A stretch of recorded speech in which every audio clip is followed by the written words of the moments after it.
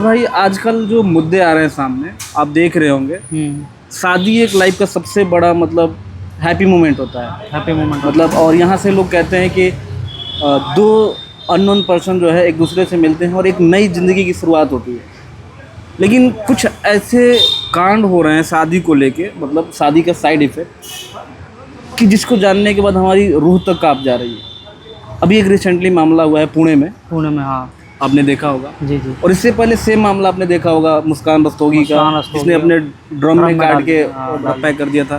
और एक दूसरा सोनम रघुवंशी का। सेम इंसिडेंट्स हैं, बट ये लड़की जो है उन दोनों से 2 कदम आगे निकल गई है, क्योंकि उन्होंने शादी के बाद मर्डर किया था और इसने अभी शादी तय हुई थी अभी लड़कियों की, जिसका नाम केतन अग्रवाल था बताया जा रहा है। और उनकी शादी शायद नवंबर में होने वाली थी और उनकी सगाई भी हो गई थी फरवरी में।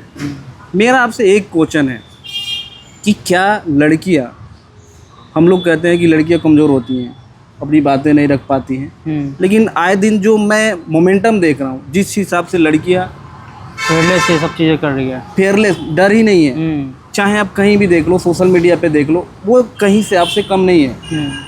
चाहे गाली गलौज में देख लो, हर चीज़ में आ गया, हर चीज़ में मतलब वो बेधड़क बोल दे रही हैं। एक टाइम पे एक लड़का जो है शर्मा जाएगा, लेकिन लड़की को शर्म नहीं आ रही है।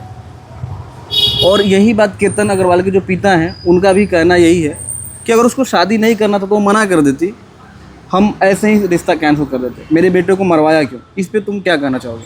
इस पर मैं यही कहना चाहूँगा, ये बात तो आप सही कह रहे हो कि भाई जब शादी ऑलरेडी, अभी तो शादी हुई नहीं थी, ठीक है, अभी तो सगाई ही हुई थी, ठीक है।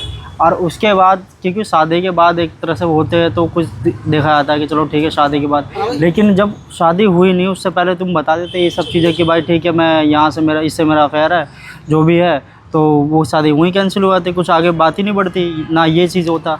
और सबसे बड़ी बात ये है कि उसने 2 बार ट्राई करा है मारने के लिए। 14 जून को भी सेम फोर्ट में लेके गए थे उसको और वहाँ पे धक्का दिया था, लेकिन उस टाइम केतन जो है बच गया था। बच इसलिए गया था कि पेड़ वगैरह पकड़ लिया। बाद में जब लड़की से पूछा तो उसने बोला कि सांप आ गया था, मैंने तुम्हें सांप से बचा लिया, और कुछ इमोशनल ब्लैकमेल कर गए। फिर अचानक बोलते कि फिर हमें 18 को जाना है, और 18 पे अपने बॉयफ्रेंड के साथ जाती है और उसको जो है धक्का दे के 400 फीट गहरे खाई में मार देती है। सीधी सी बात है यार कि 3 जिंदगियां जो है, 3 परिवार अभी हम लोग सामने देख रहे हैं बर्बाद हो गए। लेकिन बहुत सारी ऐसी चीज़ें होती है जो सामने नहीं आ पाती है। कई ऐसे कांड होते हैं जो सामने नहीं दब जाता है, सामने नहीं आता, लेकिन हाई प्रोफाइल जो चीज़ें होती है वो आ जाती है। इस पर क्या कहना चाहोगे कि ये अगर शादी नहीं करना तो लड़की, कम से कम लड़की के माँ बाप से एक बार पूछ ले कि शादी करना है नहीं करना है?